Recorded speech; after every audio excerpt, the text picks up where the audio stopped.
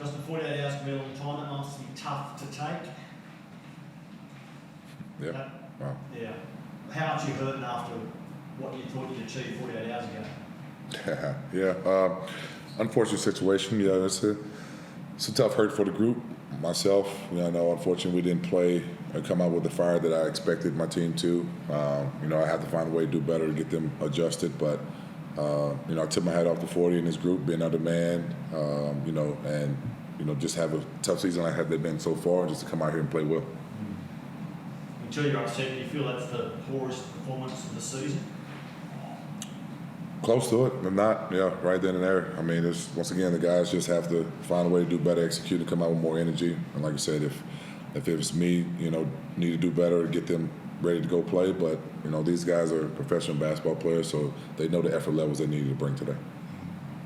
Do you keep, there's so much to play for 3 home games in a row. You just had a good win against a good side. How do you explain some of that second quarter, especially? Just not matching their energy and effort levels. I mean, Cairns had nothing to lose. Had nothing to lose as far as besides the game. You come out here and play free and play hard, and we, like I said, we just didn't match nothing of that. Multiple offensive rebounds or breakdowns on the defensive end, allowing them just to get easy looks, not contesting shots. Whatever, it was a lot of things that mixed into our loss today. But like I said, it's just an unfortunate situation that we didn't play to the level that we were anticipating. Turnovers much better, but rebounding, especially overboard, still. How big a fix do you see that, the rebounding? Rebounds are effort level, and I mean that's just nothing that you can't do 1,000 drills in practice. The guys got to want to. So we got guys now that is not pursuing the ball. And other teams just out hustling us. I mean, the word is out that Illawarra does not box out, and so most teams are very aggressive on that. And so far, out of all our losses, they've been either outnumbers on our offensive rebound.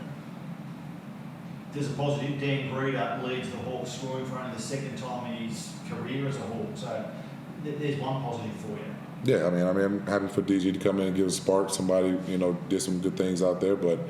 I don't see any positive besides, guys healthy and, on both teams. And, but for us, that, we just got to do better.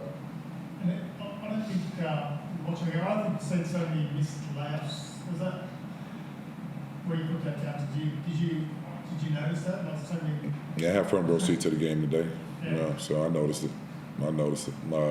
Just, once again, lack of concentration or what, just guys maybe have to get better in shape to be able to play both ends and just focus. These guys are professional players. There's the easy things to make is a layup, right? So, we just got to do better at that and just focus and concentrate on the end and execute.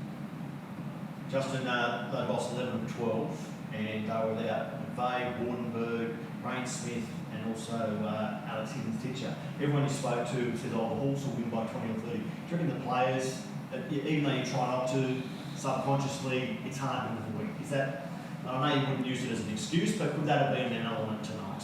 It could be. I mean, but then again, just once again, it shouldn't make a difference because of the situation where we're in. We're fighting every game to scrap. So who they have or who they don't have shouldn't matter to us at all. And that's what I was teaching, preaching to my team. I can't tell them who is and who's not playing because you still got to prepare for the game, right? So they know those guys were not going to be there. And, at the end of the day, it shouldn't have made us more relaxed. It should have made us more hungry, understand that we could find a way to get a win and, and compete. And then we didn't do it.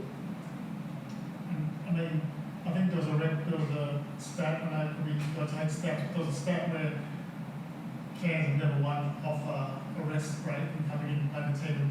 That's coming off overtime win. I guess that's a disappointing.